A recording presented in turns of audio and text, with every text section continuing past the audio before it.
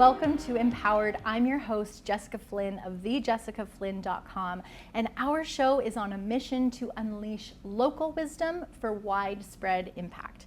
We're committed to inspiring positive change and empowerment in our small community and beyond. And today I'm so excited to welcome two guests to our set. Today we have the Director of Community Engagement for the Collingwood Climate Action Team, Laura Vermander, and the Supply and Sustainability Manager for the Georgian Bay Spirit Co, Jeff Young. Now, what would bring these two organizations together for this episode? Well, these two organizations are leading the charge in sustainability within our community. In their shared commitment to a greener future, whether through community action or pioneering green business initiatives, we're going to explore their efforts and how they're shaping a more sustainable economy for the South Georgian Bay region and beyond. So without further ado, please join me in welcoming Laura and Jeff to the show. Thanks for having us. Thanks for having me. Oh, thanks for coming. So Laura, Jeff, we've been spending a lot of time together online working on a particular project, which we'll get to talk about later in the segment. But I thought we could start by getting acquainted with your individual organizations and what you're up to. So Laura, could you tell us about the startup story of the Collingwood Climate Action Team, which we will refer to as CCAT, a great acronym, Yes. And how you got started? Sure. So we were started by a group of individuals who actually still sit on our board. A few of them still sit on our board. In the fall of 2019, they were inspired by a film called Resilience that was shot by a local filmmaker. And they founded CCAT and became a not-for-profit in the fall of that same year. And then in March 2022, we were granted our charitable status. And so we've been a charity since then. That's an incredible accomplishment. Yes, thank and you. a lot of growth, especially during the pandemic. Yes. Yeah. It was, actually we had great growth, lots of engagement during the pandemic. It was a little bit of a pivot for the organization, but it was good. Well, and I think during the pandemic we saw, oh, no one's traveling, we're not driving as much. Wow, we are producing a lot of carbon emissions when we are in our day-to-day lives. Exactly. Yeah. So it was good in that sense. So we're going to explore a project that we have been working on together later on, but can you tell us what CCAT is typically up to? What kind of programming you offer? So in the past, we had started off with doing different working groups in different areas, such as waste and consumption, sustainability. And then we moved into our carbon footprint challenge, which we worked with Project Neutral through, and we ran it across our whole community, and we compiled all the carbon footprints of over 400 households in our region. Wow. And compiled the data for our town, and we're just closing down that project now and moving forward with our 3 strategic priorities for this year, which include awareness, which are our workshops, so our climate cafes, where we bring people in to talk about their thoughts, feelings, emotions, anything that they want to share about climate change. And that's interesting to share your emotions around climate change. I've been doing a little bit of facilitation work with a couple of climate groups, and I wasn't accounting for the emotion that comes along with how we all feel about what's happening. And you know, we're all parents, what kind of future our kids are going to be stepping into. Yes, it brings up a lot of different emotions for people, and it's quite a unique experience where people can just sit down, it's facilitated by someone, and they can just freely share. It's not for making plans or actions, it's just a sharing experience to kind of connect with others in our community. Oh, that's beautiful. And we follow it up with, if you would like, how to talk about climate change. One of the big things we hear from people is that they don't know how to talk about it with friends and family. And so this is a workshop that sort of gives you some tips and strategies on how to have a thoughtful conversation with people. Laura, I'm thinking of another episode topic. How to talk about climate change. Perfect. Excellent. So those are our big workshops. We have a greening home energy program, so we're hosting a forum for builders and developers and much more in our community in the fall. And then we do a lot of advocacy work with the town in terms of building a relationship with staff and council making sure that they're taking a climate lens to all decision and policy making that gets made in the community. Yeah, the time is up. We always need to be talking about this, right? Yeah. We declared a climate emergency in 2019, so we're working to, keep the town accountable and help and support them in what they're doing for that work. And you're mentioning, like in what you're explaining there, it's really a multi-sector partnership. You've got charitable, nonprofit, you've got businesses, as well as now government. And so Jeff, at Georgian Bay Spirit Co, the company has really made a name for itself as a leader in sustainability in the beverage industry. So what prompted the company to explore and prioritize sustainable business practices? Yeah, so at Georgian Bay Spirit Co, sustainability has always been a core value for us since the beginning. In the past 2 years, we've prioritized that. As kind of Laura spoke to, there's lots of ways to go about that. We've worked with some really good organizations over the past few years as well, and we're just going to continue to try to make changes internally, but as well as promote to other businesses what they can do to take those steps in the right direction. And what's your role as the sustainability manager? Yeah, so as a sustainability manager, I work with our organization in setting up partners we work with each year. So we've worked with Radical over the past few years, which is now part of the Bank of Montreal, to get our Climate Smart certification. What that is, it's a type of carbon accounting to understand what our footprint is, and that's, I think, the first step for a lot of businesses is to understand what effect you're having on the climate. You don't know how to change if you don't know where you're starting. Exactly. Right? It's about building a baseline, and once you have that baseline, you can set targets, right? So that's been a really great experience for us working with them. We understand, where emissions are coming from, which is a really big part as well, and how much you can internally change. There's a lot of different scopes when you're looking at carbon accounting, and some of them are harder to affect than other ones. So that's been really good. And then this year we worked with Georgian Bay Forever, another local organization. Yes. We're doing the carbon accounting, as I said, but we want to also physically do things as well with our organization. So this year we hosted some shoreline cleanups nationally. So we had Vancouver, we had Calgary, Edmonton, Red Deer, Toronto, even Saskatchewan, Manitoba. So we want to have our team involved as much as possible too. It's about building that culture in your company, which will kind of deliver the biggest changes. So and ingraining, I would imagine, this mindset in everyone that's in your company. Exactly. Like this, it is a crisis. We all need to be thinking this way. Exactly. So you may be the manager, but you've got a team that's And thinking. I just want to inspire people, right? At the end of the day, I think that's the biggest thing that I can do, and I want people to be a part of it, not to look at it as kind of a chore as your business, but it's exciting to be a part of. As we all know, like consumers and customers want this too as well. They want to see organizations making a difference.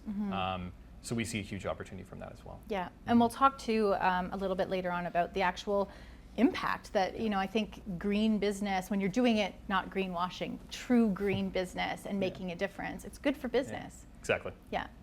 Okay, so this exciting new project that we're going to talk about a little bit.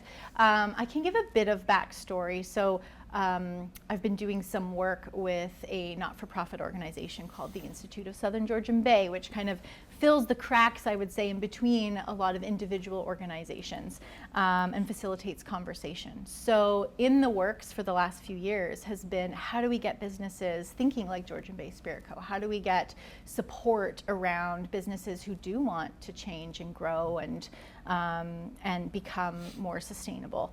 And this idea that came from the community was a hub for resources to help businesses go green and reduce their carbon footprint. So Laura, can you tell us a little bit about what is a green economy hub? Who are we working with to help bring it to the region? Right. So as you mentioned, the Collingwood Climate Action Team, along with other stakeholders, have been working on this for the past few years in the background. And through some of that research and different projects that we've done along the way, we found Green Economy Canada. And they're a not-for-profit organization they run a service for, they have national hubs as well as a regional hub for organizations to join and do things like become a more sustainable business. And so they charge a fee for membership, and and for that fee you get resources and training amongst all of that. And so sometimes even like one-on-one support. Yes, yeah, coaching, training, workshops. There's tons that you get that they support their hub with. And so right now there's hubs in London, Ontario, Peterborough, Sudbury. There's hubs all over the country. And so we were looking to how do we create our own hub here in our region. Yeah, absolutely. And Jeff, looking at your experience with Georgian Bay Spirit Co, you have leaned on some other organizations, but could you speak to what you think the benefit of this? So the pilot project will be a cohort of businesses coming together. What do you think the benefit might be of that? I think it's difficult to, especially if you don't have a dedicated department to sustainability, which most companies don't, but where do you get started? And I think a project like Laura's speaking to will be able to get your toes in the water, get started, which I think once you start doing that, you realize how much it affects your everyday operations in a positive way.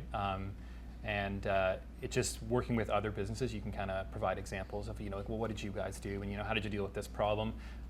It's the sharing of that and communication between the businesses that could really help organizations just get started, right? And I think that's, for small and medium-sized businesses, there's a huge opportunity there for you as a business to differentiate yourself from potential competitors and attract more people to your company as well. So.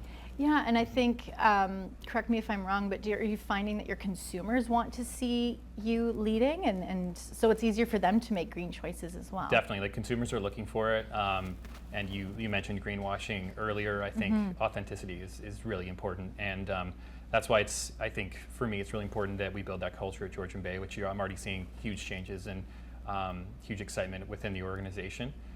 You want to be real when you're doing it, and you want to kind of speak to how you're making those changes internally. It's not about doing things externally all the time, but what are you doing in your organization to help with climate change and reduce your emissions is key to that, to being authentic as a company. Yes, absolutely. Practicing what you preach. Exactly. Leading by example. And collaborating with like-minded other businesses. And I think before we go to break, Laura, you mentioned that Green Economy Hub has national hubs, but the regional hubs I think are such a great approach because every region has its own unique character, its own unique challenges, its own unique benefits to capitalize on. Like we're tourism, we are, what's the term? And we're like we have a lot of protected natural resources. So I think there's something really special about having one for our region. Yes, and there is another hub near us, but as you mentioned, our region is quite unique, and parts of it are more rural than others, and so I think that gives us a good place to create our own hub for the community that we do live in here. Absolutely. Okay, we're going to go for a quick break, and when we get back, we will be talking with Jeff and Laura about some specifics of how you and fellow business owners can get involved in this exciting new initiative. We'll see you back soon on Empowered. I'm your host, Jessica Flynn.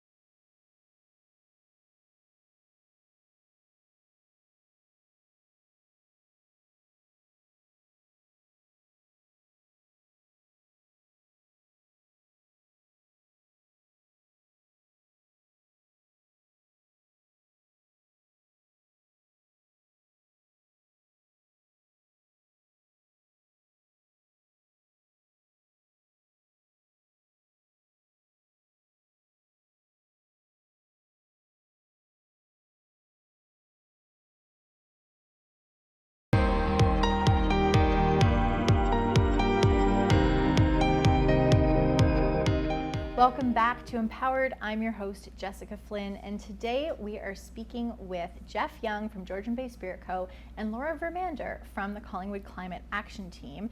And Laura, we were introducing the concept of this green economy hub, and we're hoping to bring one to the region through a pilot project, which would bring a cohort or two of local businesses. What is CCAT's role in pulling this all together? So as we talked about before, we were working with other climate action teams, the Institute, to how can we make something viable. We found Green Economy Canada, and part of what their request was in order to do the pilot project was that they needed to have a local charitable organization to support the hub project. So that is what CCAT's role is. You bravely put up your hand. We bravely put up our hand, and the board gave their consent. And so our role is a lot of administrative in the back end of things, finding businesses, reaching out to them, doing some recruitment, and then talking to interested businesses, telling them about what the project is before we pass them along to Green Economy Canada so that they can learn more about some of the nitty-gritty details from them themselves. Right. And also some promotion, as well as hosting events so that businesses in the area can learn more about what the hub might look like, how they can join the cohort, answer questions, face to face rather than Which is always always doing nice. something over Yeah, Zoom. so many Zoom calls. Yeah. Exactly. So we're working obviously with lots of other players in the background, but that's our main role. You're the glue. The glue, Pulling it all together. Yeah. Yeah. And I think the boots on the ground and having that human connection is so valuable. Yeah. And I think having local companies like Georgian Bay Spirit Co. is kind of an example of look what's possible. And now we're bringing this hub concept to the community so that it feels more maybe a smaller bite to take. Yes.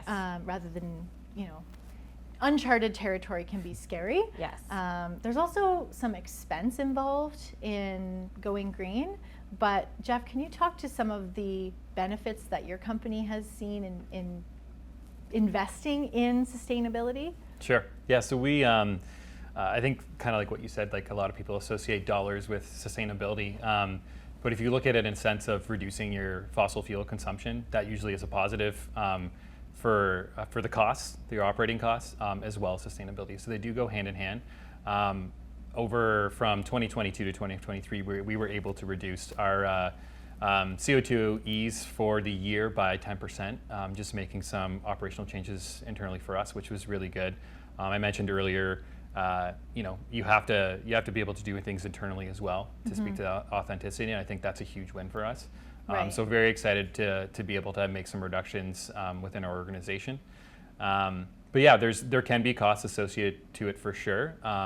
But a lot of times, if you're finding efficiencies, it's just reducing waste, right, at the end of the day, and you'll have savings there as well. And you might be spending here, but then saving unexpectedly exactly. here. Might be a different bucket, but at the same time, it's often you'll see reduction in costs if you invest in sustainability as well.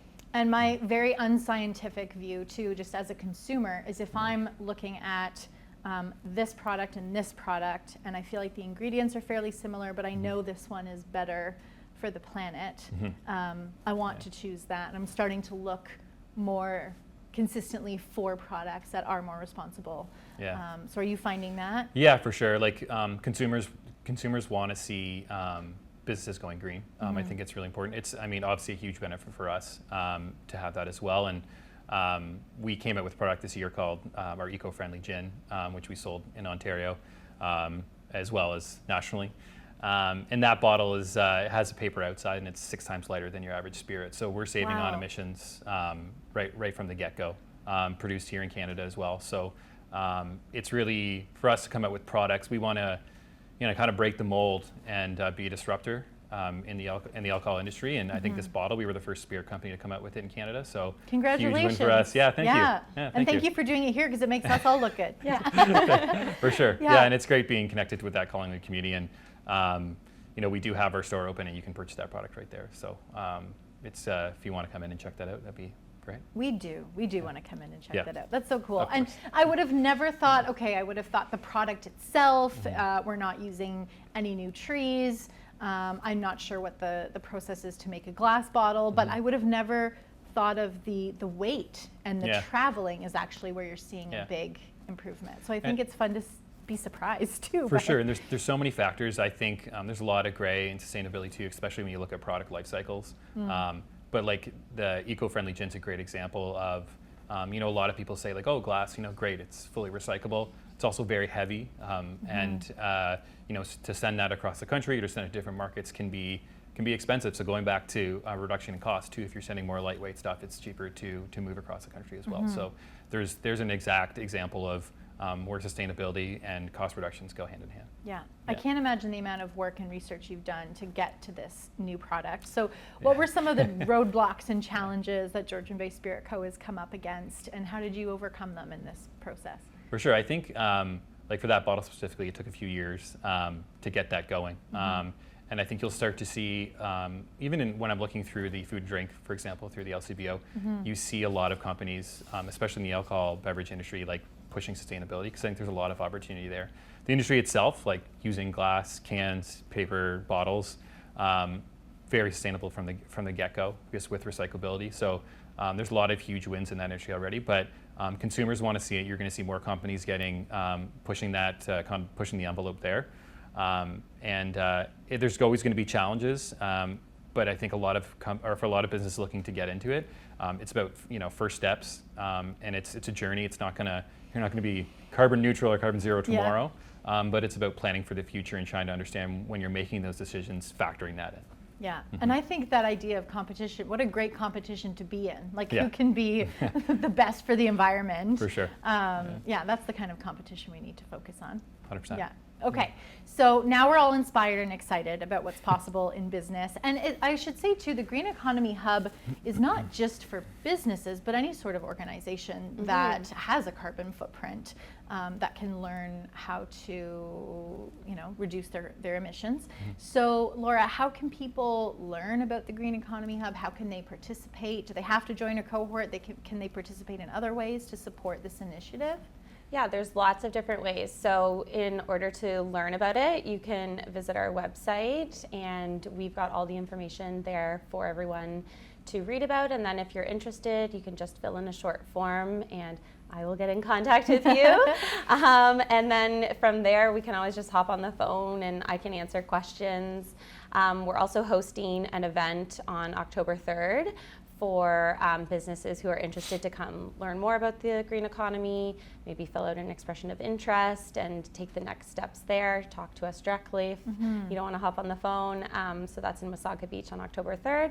And so there's lots of touch points before making a decision. There's 3 different ways that you can become a member of Green Economy Canada, as well as different varying degrees in terms of cost depending on your business size, what track you choose. What are the 3 different ways? Do we know? I can't remember what the first way is because they just introduced it, but then there's a lead track and an insight track. Right. So the lead track is really just doing your greenhouse gas emissions audit and seeing where that takes you. As Jeff mentioned, that's one of the first things that they did.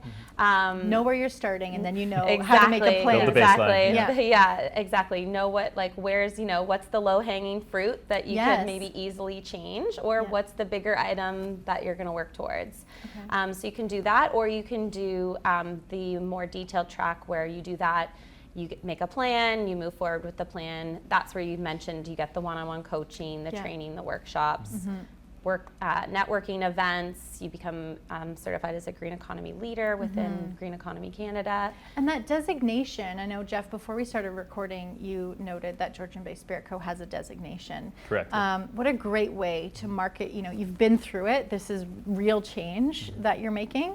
I think that's a huge value to businesses and organizations. Yeah, and as Jeff mentioned, I think that it's one of the things that consumers want to see more and more, and so being able to say that not only are you a green economy leader, but you're locally in our region.